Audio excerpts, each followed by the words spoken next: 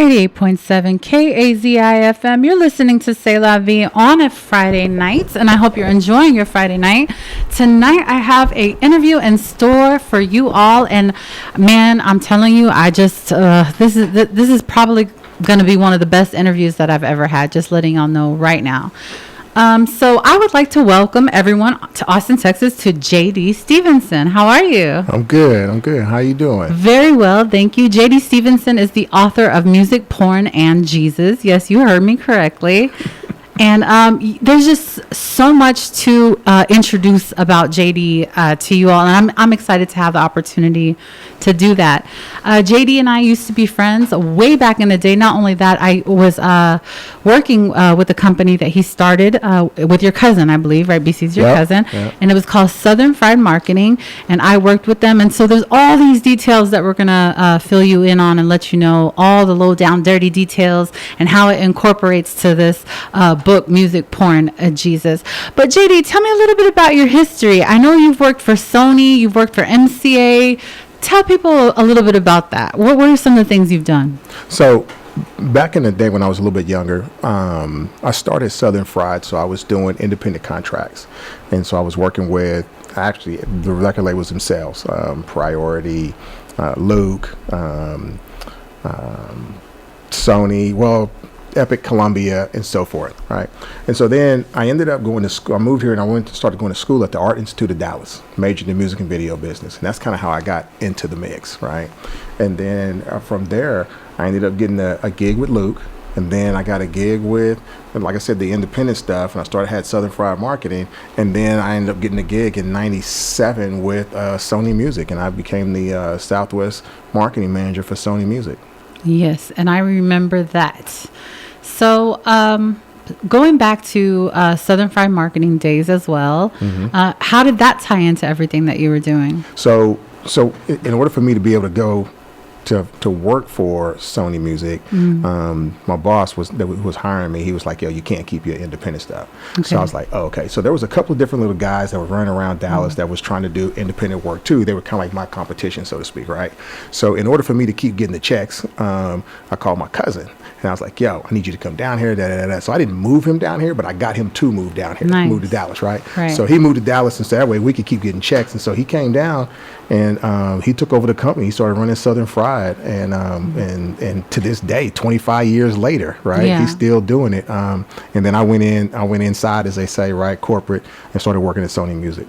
Yeah, and I'm sure y'all were scratching each other's backs. Absolutely. Right? Y'all always have each other's back. Absolutely. Yeah. So we're going to kind of be telling each other's story because they weave together as well. So if some of you know this, a lot of y'all don't, that when I was around 16, 17 to 18, I was here at the radio station, and my name at the radio station at that time was Fox in the Box. And then in the hip-hop world, they called me Foxanne. And, I had a whole persona and character and all of that. So I had gone to the radio station, and we're going to have to confirm with B if this is how we met, but I think that's how we met. I went to the radio station in Dallas, and I met Southern Fried Marketing. BC is the cousin of JD, and I got intertwined with them. And I knew immediately that everything that I needed to know about the music business was connected right here, and this is where Absolutely. I needed to be. So I packed a bag and I moved to Dallas, right? Yep. So I came to Dallas, and JD and BC had Dallas on lock when it was about the music business, right? Absolutely. Like any artist that came through hip hop, R&B wise, Neo Soul was just starting to get its, leggings at that time. We had Erykah Badu, Coco Badu. They were just emerging and things like that. Right. And if anybody came into Dallas, they came through. They came through Southern Fried. That's right. Yeah. Me and at Sony, Epic and Columbia were the number 1 and number 2 record labels in the world at the time. Because back then we had from Destiny's Child, Jagged Edge, Maxwell, Genuine, Jennifer Lopez. We had all The list was just too. Yeah, I remember. And then with Southern Fried, we had all the hip hop stuff. You know what I'm saying? We had from Priority, so we had like Ice Cube, Snoop Dogg. So we had all the hip hop artists too. And so B was taking care of all of that. I had this side, and we just was making it happen. Y'all really, really, really were. And so I want you all to imagine that I'm 18 years old. I'm some young upstart in the music business, and I've connected now with Southern Fried Marketing. And I have to tell you, a lot of I contribute a lot of the woman that I am, particularly in music business, to the mentoring of BC and yourself. Yeah. Like, particular, I was a lot closer to With BC. I would absolutely. catch glimpses of you here and there, but even when I did with you, like, I would take notes, you know, of things Right. that I was seeing. You guys, even in your book, right, you make a mention about having, you know, this charm and this charismaticness. You say, throughout my life, I've always had an ability to charm and be charismatic. Yeah. So I took notes of that, right? Like, that was it. And you all would challenge me even to Yeah. use the gift of gab, to use my ability to speak and to seal the deals, whether it was getting into a place that let's say you guys had already gone into a spot, and you know, you guys are VIP. Everybody knows who Southern Fried Marketing is, right? Right, But right. I just work for Southern Fried Marketing. Now I need to get in there. Right. And so for me to like call one of you down to come get me is not a good look. Like, you want to show the people you're working for that you got this without them having to come send somebody down. So I began to learn that charismaticness that you and BC had, and learn that I need to be able to use my own gift of gab to get inside this club and be where I needed to be. And so that charm and that charismatic taught me a lot when it comes to navigating business. Well, thank you. Yeah, and you know, you came in and cut your teeth, right? I did. and did your thing, and we had enough. We had big enough artists. We had enough lock with clubs and club owners and DJs that in order for Southern Fried to expand, you needed to be able to go do that, and Yeah. you went and did that. You know what I'm Yeah. saying? So we didn't have to worry about, okay, we know, I know B was like, well, I say we, but B was like, yo, I can send Foxanne over here, and she can go handle this, and I know I'm good, and I can go over here, and I can handle this on these clubs over here, and Rob, and da-da-da-da-da. Right. And so, and that's what made Southern Fried be able to grow, and now it's 25 years later, it's still rocking. Yeah. I mean, I'm telling y'all, to our listeners, those of you that are listening, there's so many turns that I want to take with this conversation, and I just don't even know where to move first, but I'm just going to kind of grab for what comes, Yeah, right? yeah. So in the book, you wrote a book called Music Porn Jesus, and anybody that wants to look it up could. It's Music Porn Jesus by Jerry Dale. And one of the things that you talked about in the book is that, like, your mom, she's like a real, you know, to you, a pillar of, you know, morals and so Yeah. forth, and how damaged the view of women became being in the music business, and, you know, being around models and dancers and vixens, how damaged the view of women became to you because of the music industry. Yeah, because I was in my when I got in this business, I was in my 20s. I was in my early 20s, right? And so I'm from the country. I'm from Oklahoma, right? And so my mom and dad, they both still together. They raised me right. They both God fearing and in church and all of that. And so then when I got into this business, you know, I was first kind of like with Luke. I saw Luke was one of the first things. And so Luke is kind of getting into the music and the porn at the same time, right?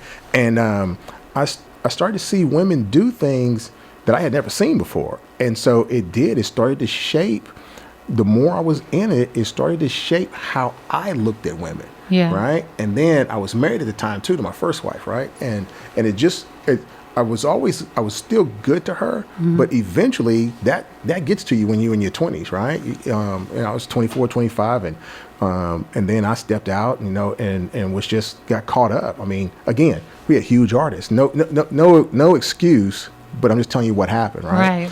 And so, yeah, I got caught up in it. But you know what? I think having the foundation from my mom helped me to always still respect women. So it got to a point to where there was more of a sense of empathy or sympathy for some of them because, you know what I'm saying, eventually, right? Yeah. Because I had that foundation. So I had that pull to bring me back over here, to bring me back to realization, Right. versus just going all the way in on this side and just treating everybody bad. Right.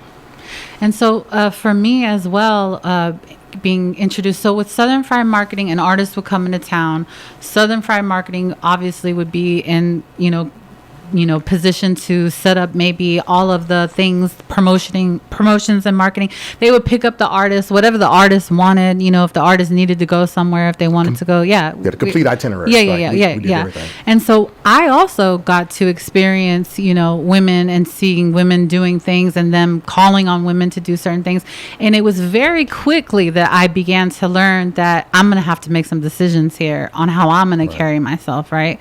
And so I had to decide, like, do I want to be the vixen on her knees? Not all, vixens are on their knees, but you get the point. Right. Or do I want to be BC? Do I want to be JD? And so I quickly learned that I'm going to have to utilize my sexuality without ever compromising in that way. And if I were to compromise in that way, it would severely put a dent in what,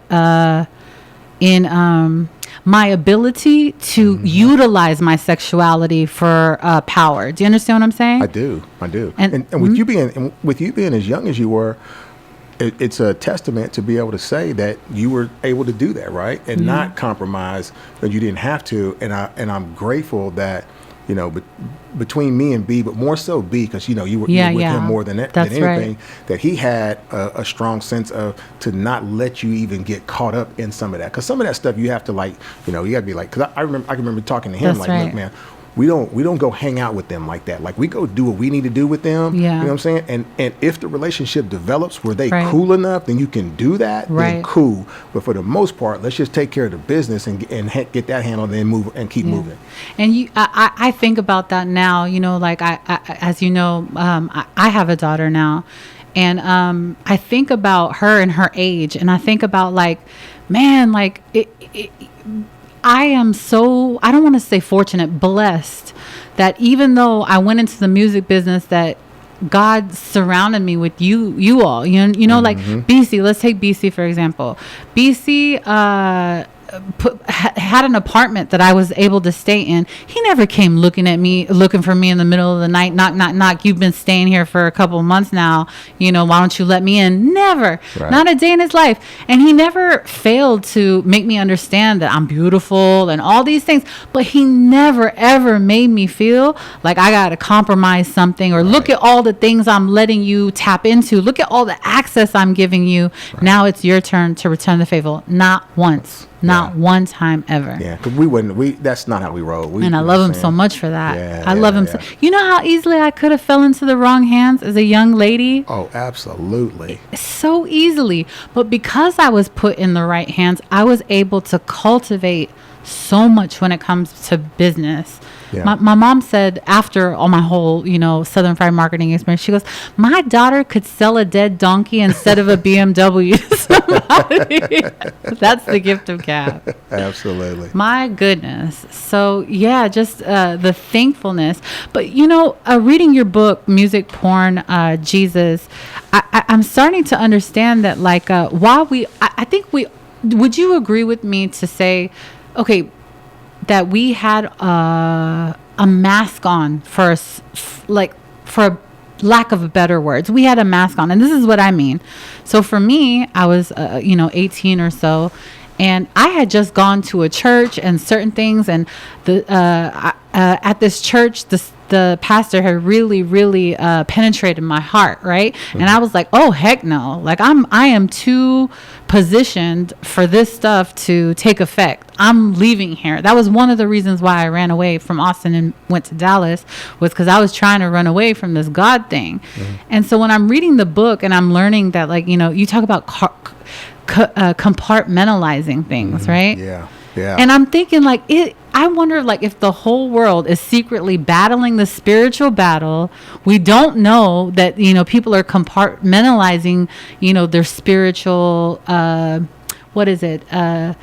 convictions, right? Right. And we're all putting a mask on and compartmentalizing in this way. Because I know that it was one of the reasons why I had to leave Southern Marketing, but we'll put that on ice for now. But let's talk about compartmentalizing. Absolutely. So, with me, it was because I was raised in the church, right? I knew what was right and wrong, right? But throughout this, I kept trying to do it because I was good at the music, right? And so it was like, let me do this to feed my family, right? And so that's kind of how I justified it, right? And so once you start justifying, then it's like, okay, I have to be able to compartmentalize this. I know there's some things I can't do. Like I can't go too far, right? I can only do so much because I still have the convictions of the way I grew up, right, in there. But I think in this business, those that have a compartmentalization, because not everybody does, because you look at some of these guys that like I'm gonna use Puffy as an example, right? I'm not saying he compartmentalized, because you can see like that's I don't think he has any compartmentalization. Right, because he probably does though too. So I'll say this: the type of compartmentalize that we're talking about, right? It's you can compartmentalize if you have a sense of God. If you know who God is, because that's where the struggle is. That's what you're compartmentalizing. You're like, okay, let me put this over here, but let me go do this. I would tell my son, more so when he got to high school, I would tell him, I said, listen, you can't go out or if you're going to go out on Fridays and kick it with your homeboys Fridays and Saturdays, you still got to get up and go to church. Now, that's right. Now I know culture will say, they'll look at you and be like, oh, he was out partying last night and he's in church. Well, where else you want me to be?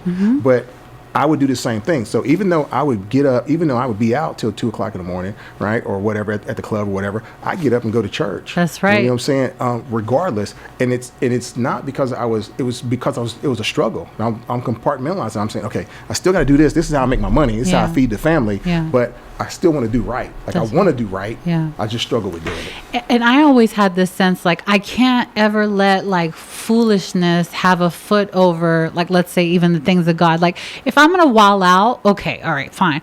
But there's no way that morning is going to come and it's church time. And now I'm going to be like, oh, I'm too tired. You weren't tired last night. Right. You weren't tired. Like you were ready to go all until 3, 4 in the morning. And if you were able to stay up for nonsense, then when it's time to get up for the things that matter, school, church, whatever, you better get up. Get up.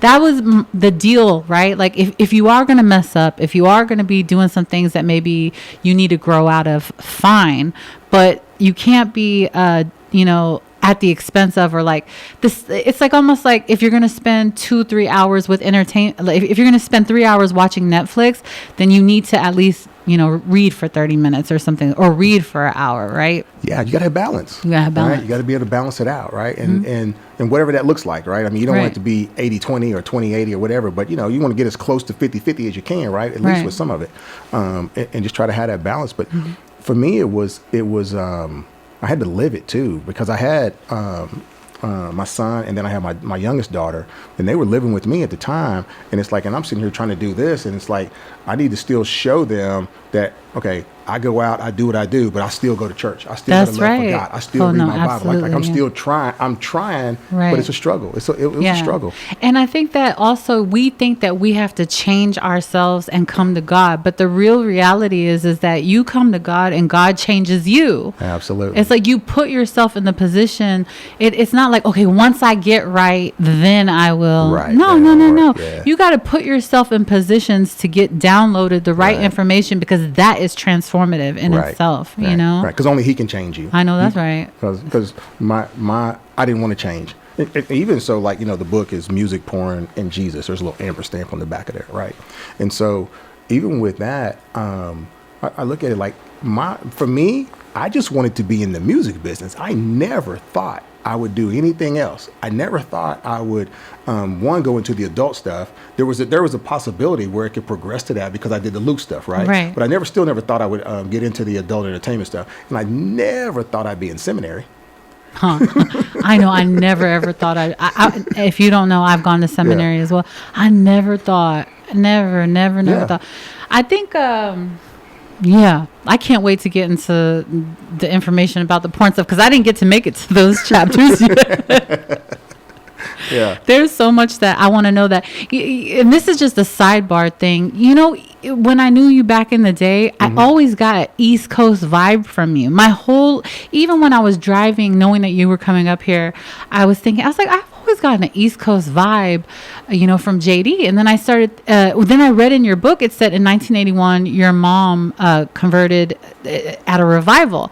So are they from the East Coast, or was she just there? We were, my aunt and uncle my uncle's in the Air Force. And so he was stationed in Buffalo, New York. And so we went up there for the summer, and she was going up there to take a test to be an RN, be a nurse. Because she didn't make the one in Oklahoma, so she went up there to go take one. So yeah, no, but it's interesting that you say that, because I, like, for myself, I feel like I'm Southern fried. Yeah, right? yeah, Like, yeah. That's right. That's where the name came from. Yeah, Southern yeah. fried. Yeah. And I always felt like I was more relatable to West Coast. Really? I did, because I was always. Maybe it was the suits you were always wearing. It had me feeling like but I was always trying to. So I dressed East Coast. Yes, I you did. I was rocking FUBU. You had Tim's. Yeah, Tim's. Yes, you did. Yeah. So that's the vibe that I was getting. Yeah. I did. I was Those were dressing the that good way. old days. Well, not really. I mean, there were good old days. That's another thing we need to talk about. I think we're gonna go to a real quick music break. Okay. But I want us to come back, touch on porn, and also I want us to talk about music and like. Kind of like, where's the line at? Like, like, how much can we listen to? How much should we not listen to? I went really strict at some point, and I was like, I'm only listening to gospel music. I'm only listening to But then later on, I saw the beauty of art, right? Like, if they draw a picture of Jesus every single time, what's wrong with drawing a house? What's wrong with drawing a countryside or whatever? In your book, it says, there wasn't a time when music wasn't the guiding force in my life. And I want to talk about that like a little bit. After like I had this kind of like spiritual transformation, right? I went a little bit extreme, and I was like, nope, I'm not going to listen to anything except gospel music, only gospel, hip hop, only this and that. And I was really strict about it. Then as I said before we went to break, I thought about like art, like, you don't have to only draw a picture of Jesus. You can draw a picture of a house and it's beautiful, a flower or whatever. And so then I started to say, you know what? Okay, there's art that exemplifies the beauty of life and love and things that are not contrary to God. And those things, are acceptable. Then there's music that, like, I think just my own body and spirit can't necessarily be in alignment with, because like, I'm going to use, no, I can't. Can I use that? Let's say there's a song that's like, do something horrendous to a leprechaun, right? Like, really, no, because that's not good enough. Some people will still jam to that. Okay, do something horrendous downright to a child. How about that? Okay. You can't jam to a song about that because your heart isn't in agreement with it.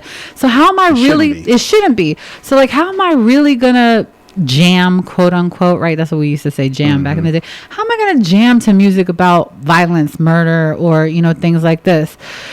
So I've been trying to navigate this, idea of there's some things that are in agreement with my spirit, but then there's also some things that take me back to my youth and my childhood and very much are a part of my story as well. So what do you think we do with all of this, JD? Well, I'll tell you, for me, it's been where God has remove some of those desires, right? So there's some music, actually there's music that I listen to now that I used to work, right? Like let's just use Snoop Dogg, right? Right. I used to work Snoop Dogg. I remember. Back then, I didn't care what the lyrics were. That's right. He was rocking to it, right? Right. But now when I hear it, I'm like, wow, I don't even remember all them cuss words in there. I don't even remember what he was really saying and what I was saying and going along with, right? And I'm rocking with him. And so now there are some songs that mostly R&B songs, but there's some songs, and some neo soul songs. There's some songs that I can listen to, but I'll tell you this, it's balance, right? Mm-hmm. I can't listen to them more than I can't feed my spirit and my soul more with that than I can with whether it's worship, whether it's gospel, whether it's Christian rap. I still need some of that to balance it out. And I'll tell you, the more that I read, right, my Bible, the more that I study, and I'm obviously, seminary, it's all you do is read and write papers. The more that I'm into that, really, the less I even have time. But I will say this: when I do, I enjoy it. Yeah. You know what I'm saying? So like the music that you play right here on the station, like I can sit and listen to that and just enjoy it and not feel any like I'm doing anything wrong. Compromising. Like I'm compromising my spirituality because I'm listening to this. Yeah. Yeah, it's not like that. Now, if I'm sitting there rocking the Snoop or whatever, right? Some of the stuff I can't even understand what they play nowadays. But if I'm sitting there doing that, then I'm probably I'm gonna feel a little whatever about it. Yeah. For me, there's certain things that like it just brings back my youth. It brings back some of the foolish decisions. It brings back and now it's like I kind of like embrace it a little bit. But through my DJing, I don't know if people notice or pay attention to that enough. I'm telling a story sometimes. Like I might play something Snoop, Dre or whatever. But then if you pay attention really closely, a J. Cole will follow, or like you might even see there's a storyline developing through DJing. And so that's one thing, because I don't know, there's certain songs I just downright can't get into. I just can't. Right. But then there's certain songs that kind of walk that line, and maybe there's like the meat of the song is still, party or, festivities and stuff. And then they might say one thing that I'm just not in agreement with, Right. And I'm not going to be like, okay, I'm going to throw the whole song away because I don't agree with this one part, because it is art to a certain extent. There is artistic. Yeah, some of it is. I think we just have to pay attention to what does this invoke in me?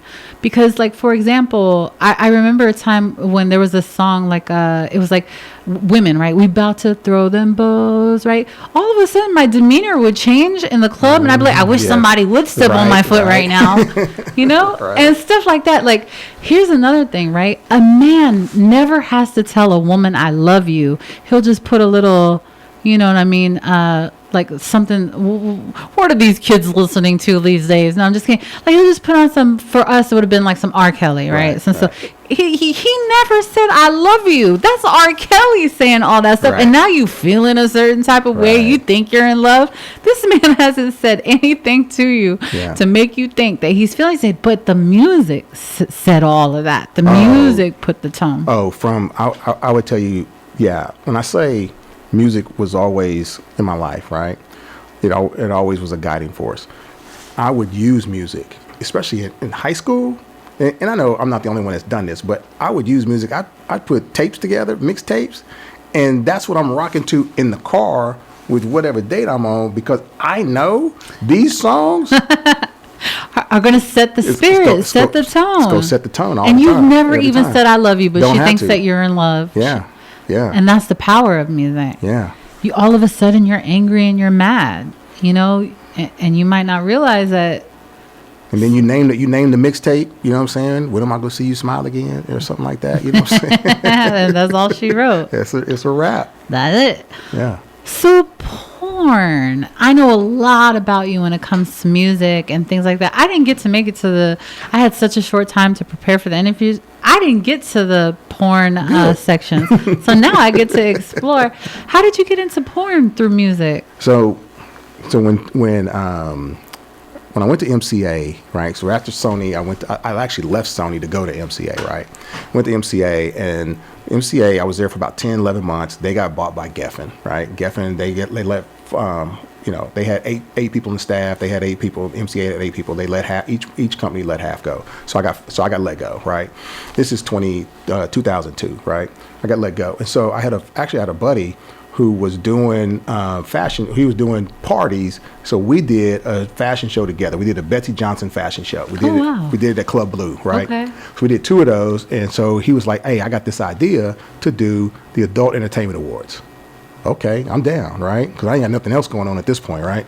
And so we started to put it together. And then he found somebody down in in Lower Greenville who wanted to buy the concept of the Adult Entertainment Awards, right? And I was like, nah, man, because I didn't have anything else going on. So I said, well, let me buy you out, because the guy was going to buy it for like $14,000, $15,000, right? I said, no, let me just buy your half out, and then I'll just take awards and I'll do them myself, right? So that's what I did, right? So I ended up doing them in 2002. I did them at Club Blue for the first year I did them there. They had the fires in LA then, and so Ron Jeremy was supposed to be my my host, right? My main host. And then I had some other adult film stars that came out and did it. Ron couldn't make it because of the fires, but he promised me he'd come back for the next one, right? So I did those in 2002 at Club Blue. Then in 2003, I went to I did those in 2003, and then in 2004, I went to the Dallas Convention Center. Now, when I went to the Dallas Convention Center, it was crazy. So the lady who I was doing the contract with, she was a fan of LeBaire, which LeBaire is like the male strippers, right? Yeah. The male dancers, right? Whatever. So she was a fan of them, and I was like, look, I'm just trying to work this deal. I said, I tell you what, I'll make sure you get in LeBaire's. I'll get the LeBaire guys. Anyway, she did the contract with me, right? I'm not saying that's why she did it, but she did the contract, right? She did it. She gave me a crazy deal, did it. But throughout that process, though, I had the mayor, I had the city councilman. They were all like, "Oh, we're going to send Vice down there." I actually had protesters, Christian protesters. I mean, it's the Bible Belt, right? Right. So, so that night we did it. Let me back up. So as I was putting it together, I got it together. Then the story broke. There was an investigative reporter, Sarah Dodd. She broke the story because Dallas had fired the Dallas Convention Visitors Bureau director because he was taking city clients to the strip clubs. But now the city is doing business with this same entertainment industry, the same industry, right? Yeah. So that broke the story. So that's what made the awards pop off for me, because now I'm doing interviews on every TV station. I'm doing Telemundo, and I don't speak no Spanish, right? So we did that, and so then that's when the city got involved, and they wanted to shut it down, but they couldn't because I was considered no different as any other religious organization. So they couldn't just close me down because I was the Adult Entertainment Awards, right? So we did the Adult Entertainment Awards. I mean, it was successful. I did probably 1,000 people. I had real pimps, real hoes. I mean, it was cool, right? I mean, back then at the time, I'm thinking like that. Do they still do those awards? Well, we were kind of like a knockoff from the AVN Awards, right? So they do the AVNs over in Vegas. But we was kind of like a knockoff because I'm doing them in Dallas, right? It was Dallas, but at that time it had never been done in Dallas. You know what I'm saying? Ever, right? So we did that, and then from there, I got into Silver City. Came to me and asked me to be their marketing director. Now, to me, it was a huge deal because Silver City, The Lodge, and Baby Dolls were the top 3 strip clubs in the state of Texas, and they based that off of alcohol sales, right? That's really what it's based on. So Silver City came to me and asked me to be the marketing director. So to be African American and be marketing a predominantly white strip club, you know what I'm saying, in the city of Dallas, is one of the largest ones. That was huge. We did things in Dallas that had never been done, like inside the American Airlines, right? They would let you advertise in the Jack Daniels Club, put a poster up in the bathroom. Well, I got us inside the bowl. Like, we were actually advertising inside the bowl, inside the arena. That had never been done before, and it's never been done since, right? Yeah. We played Spin the Bottle live on the Lex and Terry show with strippers, right? They don't do that no more. Like, they're not letting you do that, right? Not after the Me Too movement, and that's another thing we need to talk about. Let me write that down. Go ahead. Yeah. So anyway, that's kind of how I rolled into the to the porn side. So now I'm dealing with adult film stars, porn stars, what you want to call them. I'm dealing with them on a regular basis. When I did those last awards, when I did those. Texas Showgirls was doing what they had a pimp and hoe ball. And so they brought in Dennis Hoff, who he passed away now, but he was the Bunny Ranch. You ever seen HBO Bunny Ranch? He was the owner of the Bunny Ranch, right? So he came in, and I had Ron Jeremy, and we had Heather Hunter. We had a list of people. We had Tommy. We had Skip Cheatham from the radio. I had a host of people giving away awards and so forth.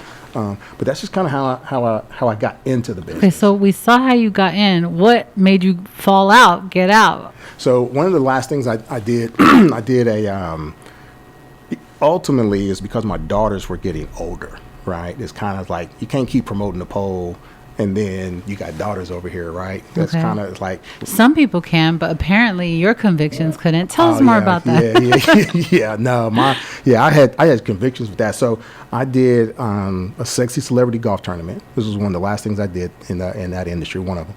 And I did that. And I brought in the Tiger Woods lookalike that Nike used for his image overseas, right? Yeah. Brought him in, and then I had the actual girl, the porn star that the real Tiger Woods was allegedly with, right? Because she had, she's the one that did all the golden shower and blah blah blah, all that stuff, right? Oh, Yeah. I did not know that. Yeah. So I brought them in. We did the golf tournament over in Oak Cliff, actually at Cedar Crest, and we sold it out. 144 golfers.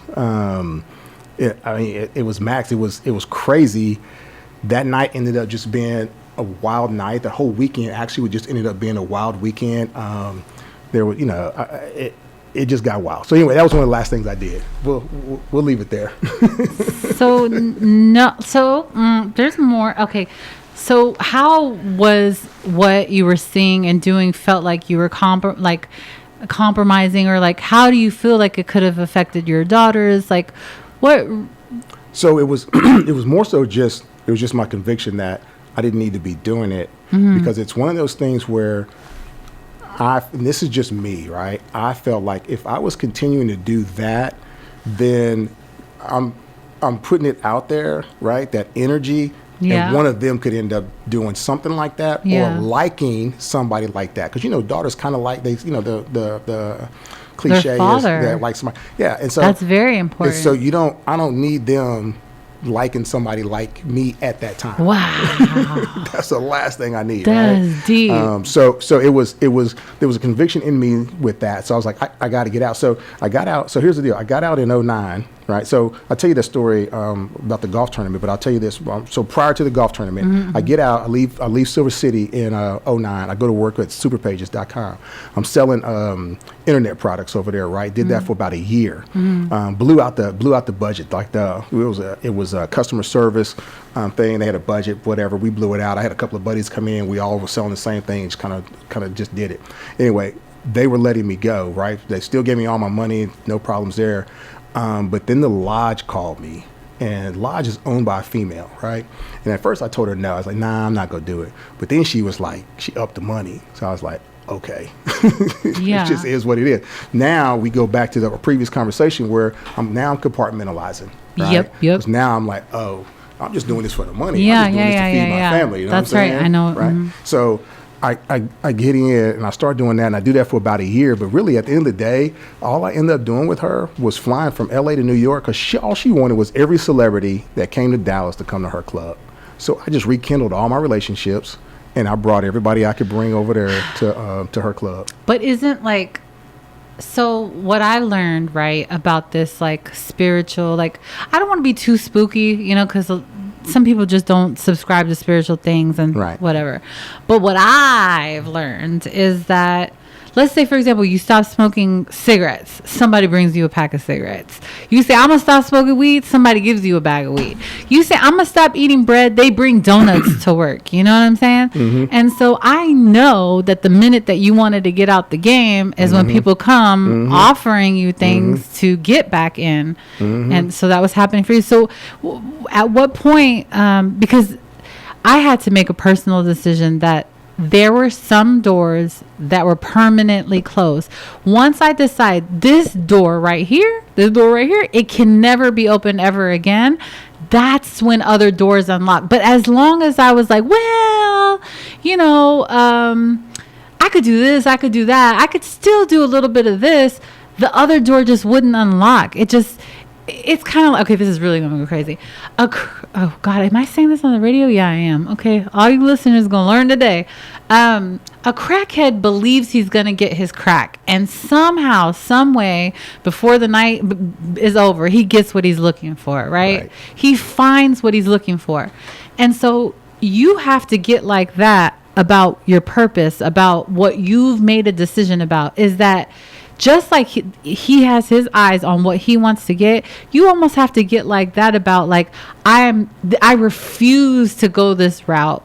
And the minute that you actually refuse to go that route, you begin looking for the next thing, because that's just not even an option anymore. Right. And the other options begin to either materialize, open up, or you begin to see them more clearly.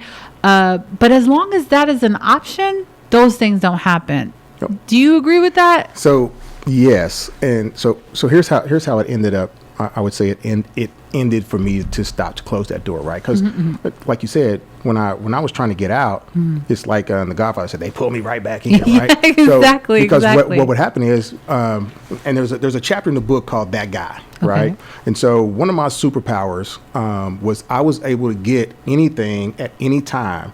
Right, even after hours, I could get you whatever you needed. Right, so that was like whatever. Right, I learned that from y'all. So I would get calls even after I'm trying to get out. I would get calls from different other label reps who would need stuff for their artists. Right, they weren't artists that I was working or that we were working, but they would need something. So now I'm still trying to compartmentalize. I'm still trying to do this thing. Right, so I'm disobeying in a sense of because my conviction is one way, and I'm still trying to get that money, right, and still do whatever over here. Right. So I tell you, in I think it was 2012, I ended up having a tumor on my pancreas. What? Right, and I did not know the that. doctor said the surgeon said it had been there for a while. It was probably more so from, he said, the drinking and the smoking, right? And so that was a time where I went in, had the surgery. It was benign, right?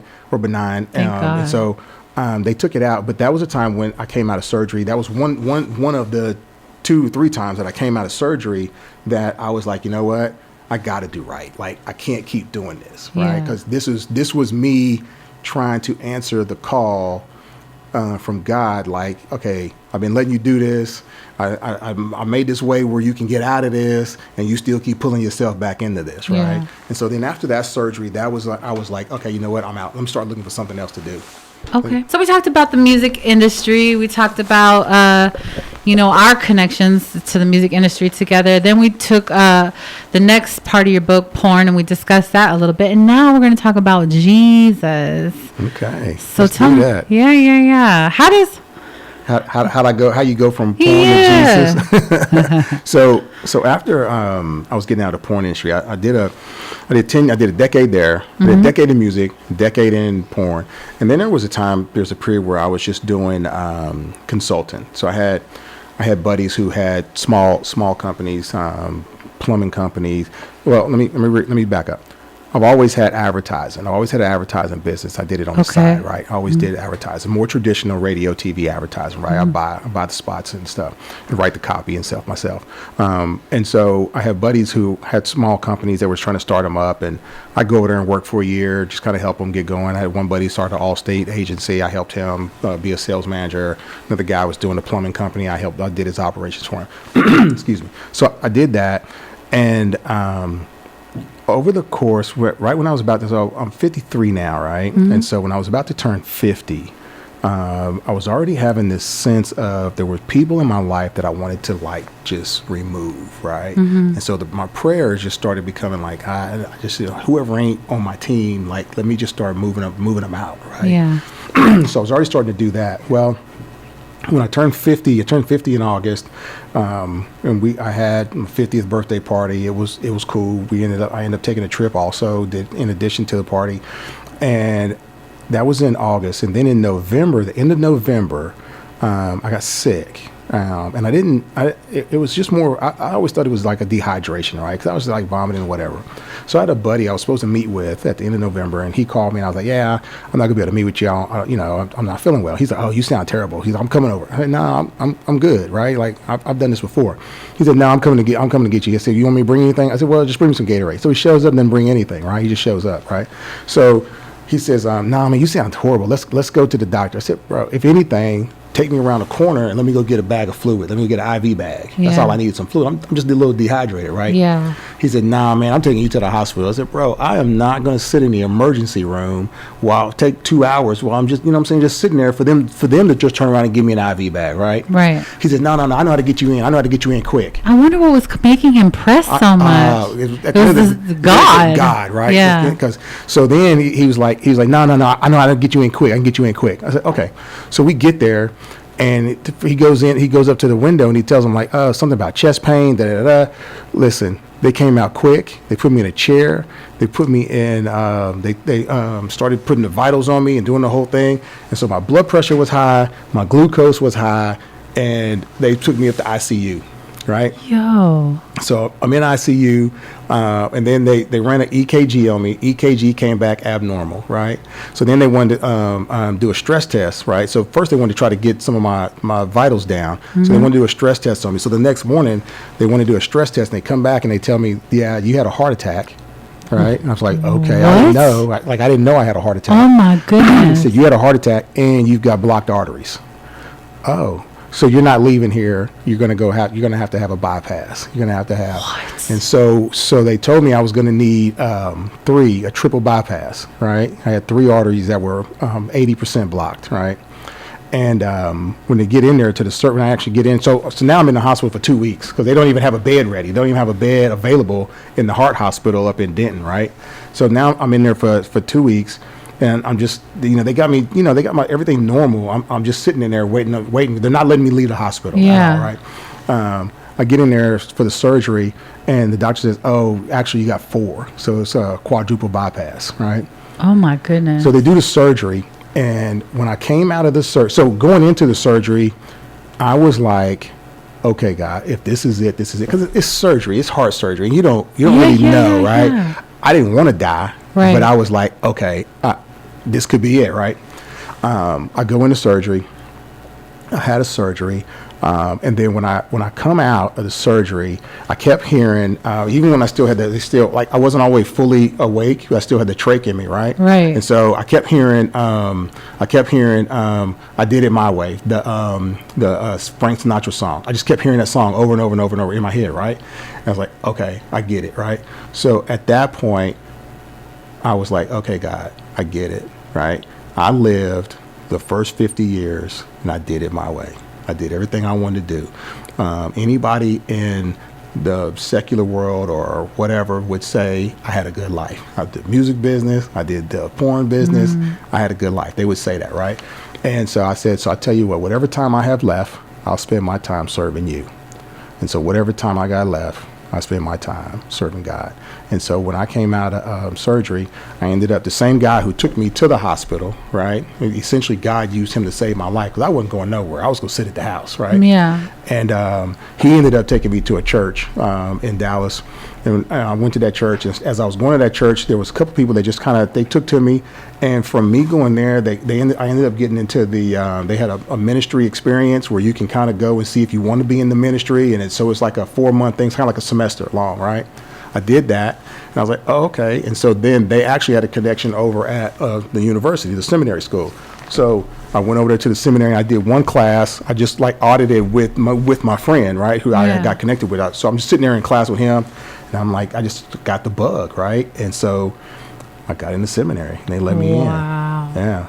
But because I hadn't been in school, though, I'll tell you that, because I hadn't been in school in so long, they wanted me to finish, because when I went to the Art Institute is associates, right? So it's a 2-year program, right? Yeah. So I didn't have a bachelor's, right? So they wanted me to take undergrad courses. So I went in, took a semester of undergrad courses, and I did well. So they wanted to make sure I could still do the work, right? Because at the end of the day, it's been 30 been a years, long time. 30 years, 30 years, right? So yeah, can you still do the work? So I go in there, I do the I do that first semester, and then they allow me to apply for seminary.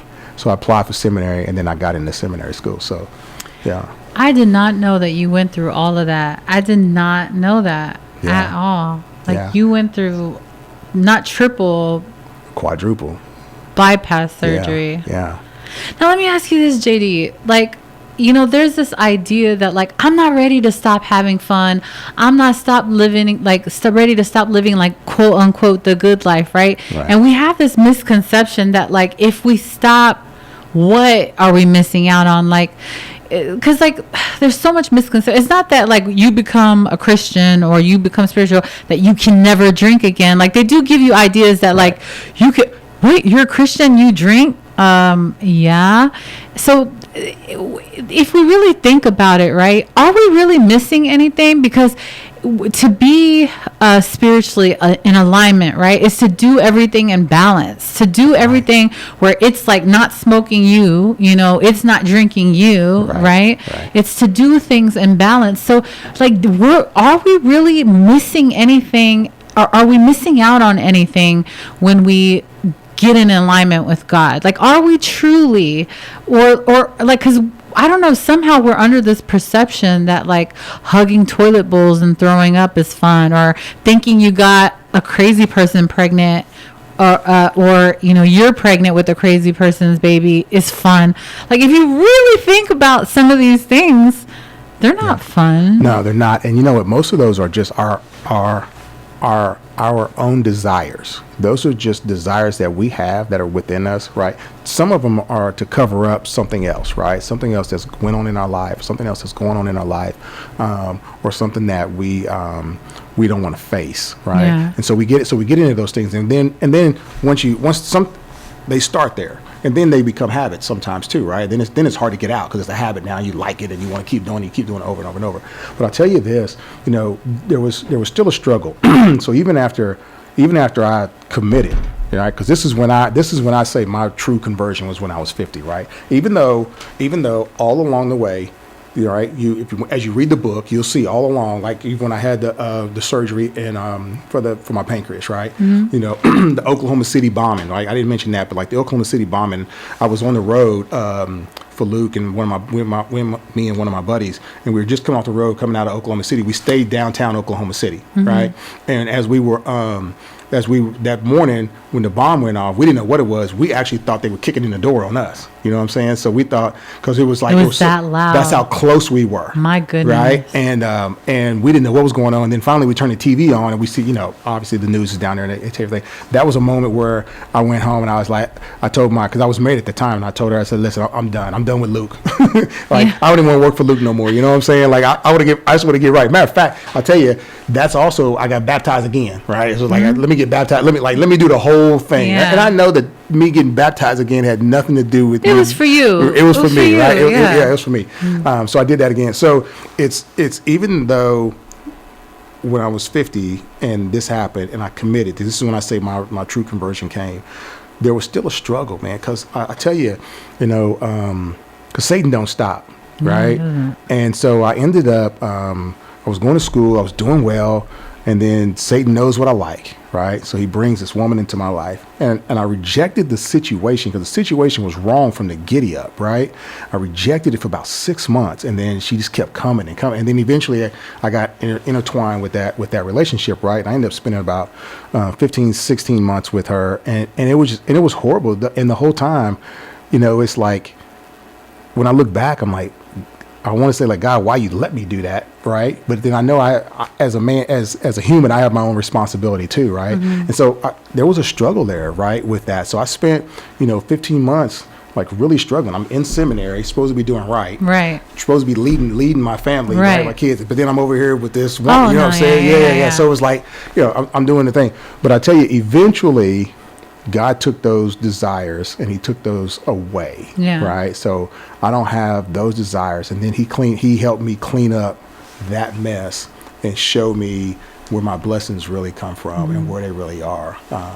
And so those things, so I would say, no, you're not really missing anything at all. And that's what the beautiful thing about God, right? It's like, it's not enough like to say, okay, like thou shalt not steal. Let's say, for example, and you're like, man, I really, really, really want to steal, but I'm not going to because I don't, want to have punishment after life, right? But you really want to steal.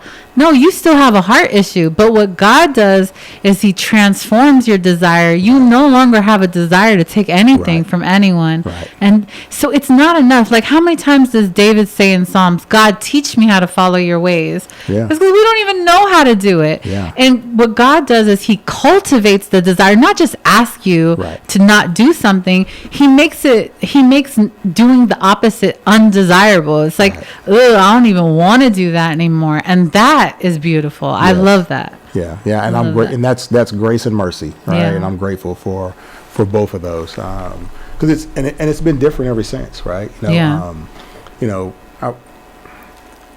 It allows you to not be judged, right, from the outside, right? And then it also allows you to not feel on the inside like you're hypocritical. Yeah. Because I'm not trying to be hypocritical, but I spent 30 years compartmentalizing stuff anyway. Right. You know what I'm saying? And so now I'm trying to like do this thing the right way. Right. And so there's a battle, there's a struggle that comes between, can you compartmentalize? No, I can't do that. So God, I can't do this without you. So if you can't take these desires away from me, whether it's slowly or fast, quickly or whatever, then I don't know. I don't know what to do. I tell you, I got a sermon that I put together, right? Okay. And it's called The Devil I Know, right? Okay. And so, the saying is, the devil I know is better than the one I don't, right? And so when I changed it and I said, the devil I know is me without God. Okay. At the end of the day, because when you look up the definition of devil, it's an adversary, right? Nobody wants to be called the devil, right? Because that's like the worst thing ever, right? Right. You're Satan, you're devil. But the actual definition, when you look up the definition of it, it's an adversary, right? It's an adversary of God. So that's anything that you. That's so good. Anybody who's contrary to what God, you're the devil. But you don't want to be called that because that's like the worst, right? So I was saying that to myself. I was like, hey, the devil I know, because I know me. Yeah. And I know me without God, I'm going to do some wrong. The enemy in a me. The enemy in a me. Right. That's real. Yeah. Oh, man. I don't even know where to go from there. Shoot. There's just so much to unpack. Like, it's like, oh, man. Even like with being here on the radio, like I decided like I can't fit into a box, JD. Like, I love my bishop at my church. Like, he lets me color outside the lines because he knows that I can't fit in a box. Like, I'm not too churchy, I'm not too worldly, and I've come to embrace like who I am. I've come to as long as that I feel like I am in alignment and I'm the one walking right. I don't care what anyone else thinks about it. Like, even down to the, like, people say, you're a Christian? Like, are you supposed to be drinking? You know what I mean? Like, I think it's our job as people who identify as something to let people know the truth about it, right? Because you have all these people who go around thinking that Christians, you're not allowed to drink. If you're going to be a Christian, you can't drink. Well, how many people are like, well, I'm not ready to not be able to drink. So it's my job to be like, no, you can drink if you're a Christian, right? Not feed these narratives that make you think that like here's another thing. I think it's a catastrophe that we label somebody like, oh, he's not doing gospel music anymore because he did a secular song. Now, if he goes and make a song about like, twerking in a strip club, okay, now I get what you're talking about.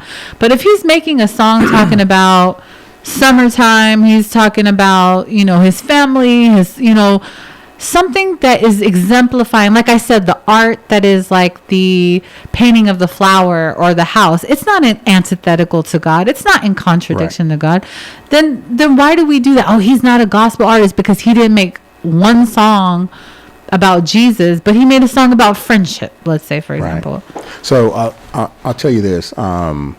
This is what I believe. Okay. Right? When we look at other people and we're saying like he's not a Christian because of this and that, the one thing that we don't know is where they're at in their faith. Okay. Where they're at in their walk. Okay.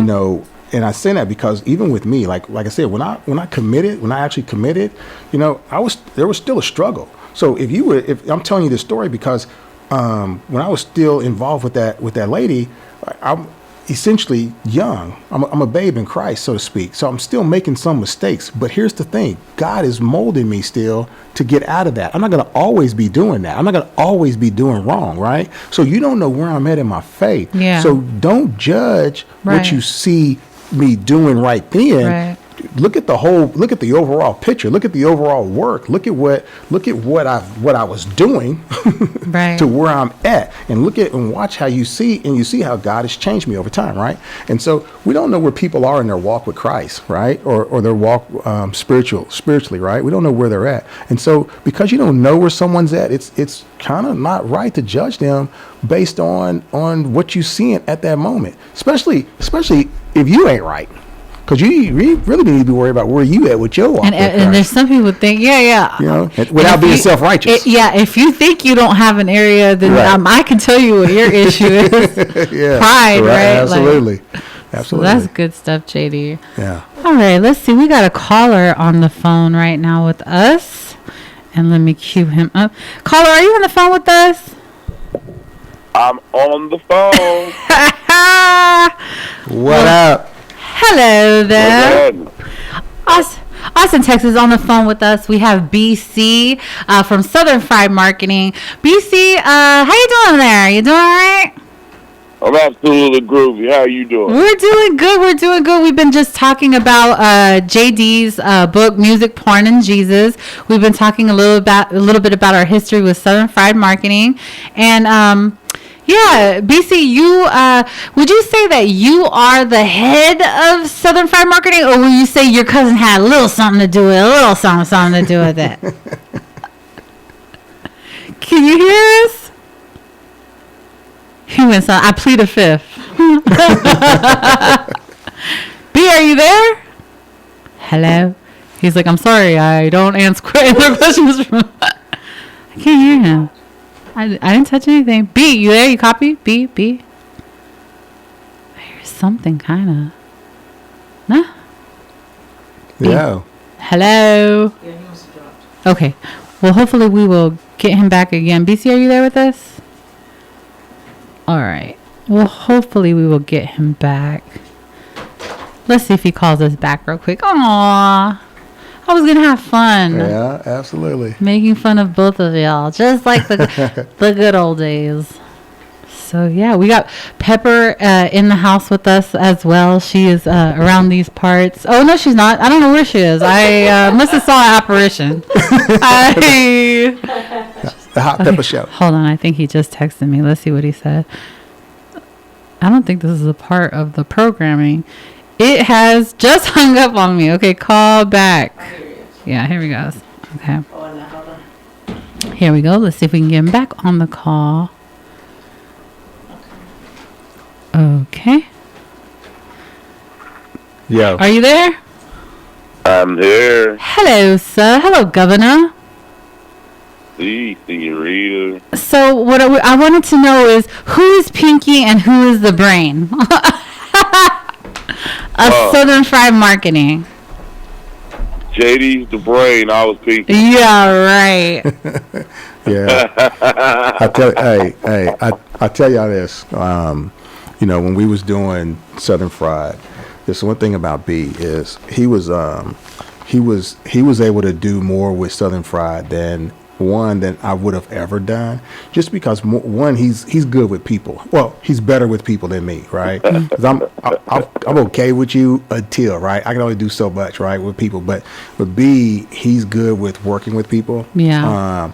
With like really working and getting y'all into it, Yeah. He puts street teams together. Does the whole thing, right? That's right. And I was never gonna do that because I like people, but not that much. but not that much.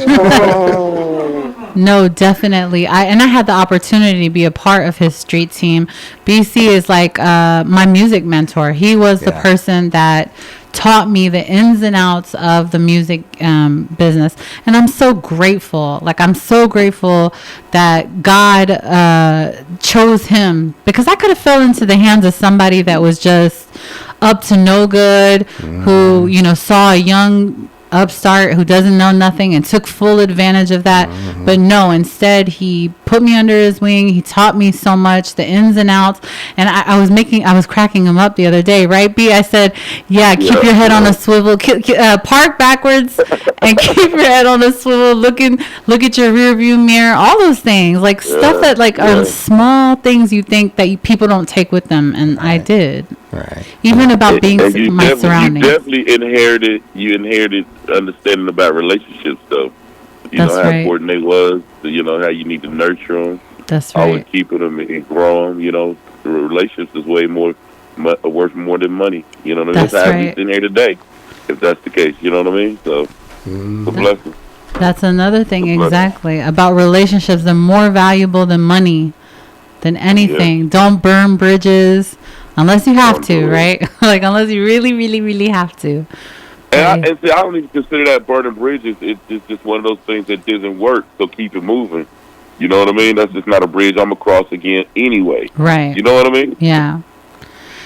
And so, Austin, Texas, if you don't know who we're talking to Southern Fried Marketing. And I'm just telling y'all, there was a time when I was a lot younger, like, you did not go to Dallas as an artist and not go through Southern Fried Marketing. Like, they were the end all be all. They had the music marketing promotions on lockdown in Dallas, Texas. And so, yeah, he is the man. Even to this day, like, you all had Beats by Dre for South by Southwest, Lil Wayne show. I forgot what the Lil Wayne thing was. It had to do with some kind of. It was the Do Weezy campaign. That's right, the Do Weezy. When he had got the Mountain Dew, when he had the Mountain Dew deal, and we spearheaded that through the Southwest real tough. Yeah. Yes, we did. Yes. To this day, I'm. It's fortunate that today, you know, we working with people like the Big X, the Plugs, and the list goes on and on. Still, you know, the Gunners, the Rick Rosses, the name them. You know what I'm saying? We still to this day very relevant and still working. So it's a blessing. Yeah. 25 years later. I was just about to say 25 years, right? What's that? Yes, Quarter, 25. quarter century. Yeah. Been Yes, rocking it. Yes. Yeah. It's been a blessing. Yeah. And touched so Good many blessing. people. Like, how many people's lives have y'all affected? And I'm just thinking, if anybody else was in that position, like, oh, I don't know. Yeah. Yeah. You know, God blessed us, right? Yeah. And so, He did.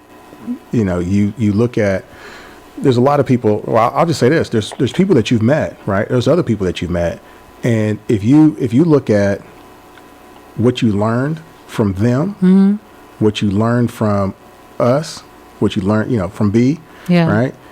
You can look at it and say, okay, you know what? There was more value here in what I learned, right? Yeah. Versus over here.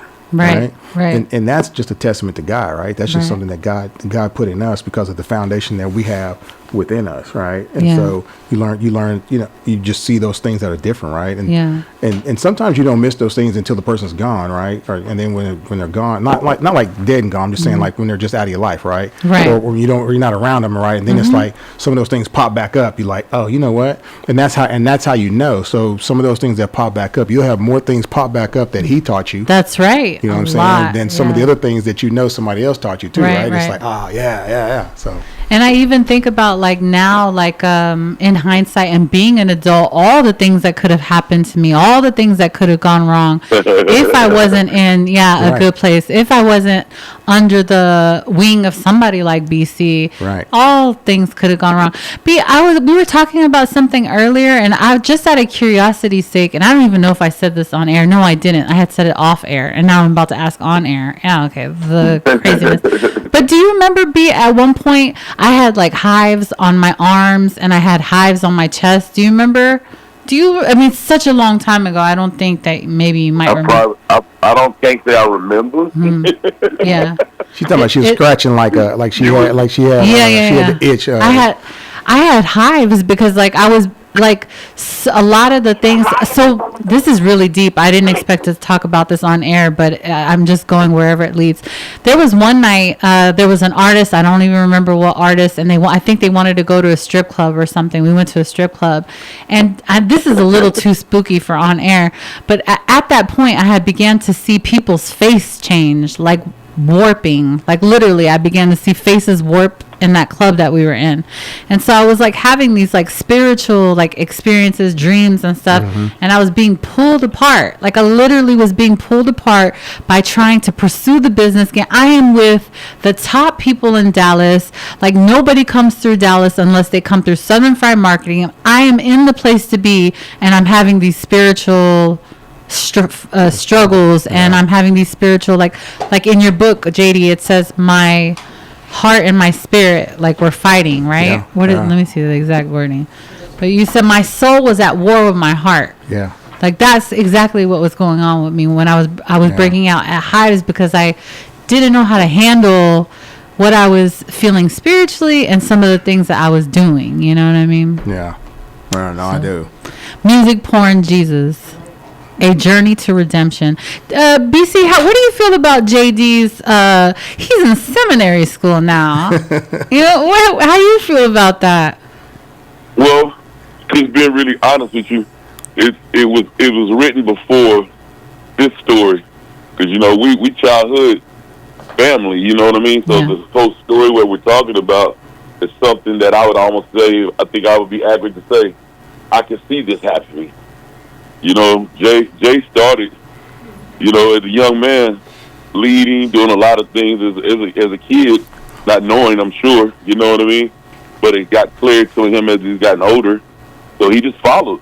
I'm really proud of him in that retrospect, because, you know, a lot of times we don't really follow. You know what I mean? We're always too busy trying to lead, and he allowed him, you know, not allowed like he didn't have enough power to, speaking to God himself, Jesus, but the thing is, you know, we always think we can lead it, and JD just let go of the wheel and follow. So I can honestly say, I could almost be honest with you, transparent. He could tell me if I'm right or wrong, but this was written on the wall a long time ago. So like there was an anointing on his life. Absolutely. So Absolutely. Yeah, when you look back, you could definitely say that. And again, throughout the book, you see the struggle. You know, it's like, I'm trying to do right, but I'm doing wrong, right? I'm trying to do right, but I want to do this. I want to do this music. This is what I want to do. And I was just trying to stay into the music. Now, you know, the adult stuff, again, it's just something that came, right? You know, well, first of all, working for Luke, you automatically, like I said, you in both. You jump into both, right? Because Luke, even though he's not, you know, it's not necessarily porn, but, I mean, we saw stuff on stage that, you know, it was like, you know, it is what it is. Right? It was porn. Can y'all hear him? Can y'all hear him or no? Yeah. Oh, okay. It was mind-boggling for your eyes at that time. Trust me. He said it was porn. It was porn. Well, it was. It just wasn't classified that, but yeah, that's what it was. That's what it was. All right. That's definitely what it So then what's up for you, BC? We're going to get Bishop Newton in the pulpit sometime soon? Anytime? The best you might get in my story, I might be singing in the choir. Okay. So you're going to be singing in the choir. That's about it. I'm not singing in the choir, so you know what I mean? Hey, B. You know? Hey, B. Hey, Eric's here too. He listened to you. Eric's listening, cracking up to you, BC. He's laughing. What's happening? Well, I love both of you so much. I am so grateful. I love you too, baby. I'm so grateful, for everything that you guys imparted to me about business, about carrying myself, even the choices that I had to make as being a woman in the music business. A lot of that, choices were revealed to me through my relationships with Southern Fried Marketing. Amen. And I'm just grateful. We have a reunion coming up. I don't know if we're supposed to put that on blast or not, but we have you know, you can. You can. You know, it's not a secret. It's just something that I feel really dear to my heart, that I'm super grateful, because, again, 25 years later, to still be relevant and still doing it at the top of the game is really mind-boggling to me, you know what I mean? Because, you know, I don't know if we ever had set any goals or anything, but You know, and I know we didn't do no launch parties. We didn't do no 10 years. We didn't do no 15 years. So we've achieved up to 25, and it's worth saying we celebrating. Yeah, You know what I mean? Quarter So- century, quarter Yeah. century, man. Yeah. And you know, and I don't know if he said anything yet, so I'm just gonna go ahead and put it out there too. You know, he's putting together a documentary. Yeah, he That's said something about that's that. gonna be dope because we get to go back 25 Yeah. years, right? Yeah. All right, I guess We I'll have a put lot on of a good nice stories. dress. Yes, ma'am. All right. Yes, ma'am. Well, Sure. I'm so glad to reconnect with y'all. I'm so proud of you, JD, for this book that you've put out, and I look forward to more to come from you as well. Yeah, so. yeah. I'm actually trying to put together a little trip. I'm either gonna go to Costa Rica or Jamaica and start working on the second book. Nice. Yeah. All right. Just gotta carry your bags. Yeah, that's what I was thinking. I Yeah, what's that? was like, I got a book I need to write too. Well, BC, I will see you soon for the reunion, and thank you so much for calling in. Love you Absolutely. so much. Love you. Yes, Because- yes, Yeah. yes. We proud of you too. And we love you. Trust me. Just know that. Thank you so much. That means so much to me. Absolutely. I mean that. Alright. I mean that. Thank you. See you soon, Beeb. All right. All right. Be good. Bye. Later. Oh, this has been an amazing, Friday night for me. Just reconnecting with people, telling you some of our stories and how they intertwine with one another. Yeah. And, just coming full circle. So, JD, if they wanted to go and look up this book and be able to find it, where could they find it? So Amazon, obviously, that's the quickest place you'll be able to get it, unless you have a local bookstore. But the local bookstores are carrying it as well. So your Barnes and Nobles, I would say Ingram, but Ingram's more of a distributor. So your local bookstores, wherever you buy books. But Amazon will get it to you the quickest. All right. So y'all heard it here. Please feel free to check that out. And that's Music, Porn, Jesus. Jesus, Music, yeah. Porn, and Jesus. Jesus, A yeah. Journey to Redemption by Jerry Dale. And you can look at, Facebook, you can go, there's a Music, Porn, and Jesus Facebook. And then lastly, we're working on a podcast, right? So the podcast is going to be culture and theology. So the music and porn will be the culture, and the theology will be, or Jesus will be the theology, right? And so in there, we'll talk about those things, right? Music, not just music and not just porn, but we'll talk about culture. And so we're working on that to kind of get it out here this spring. All right, y'all get ready. I think I'm going to get ready as well. I Absolutely. look forward to that. That's what I like to hear. Well, thank you so much for being with us. Thank you. Thanks for having me. Austin, Texas, Jerry Dale.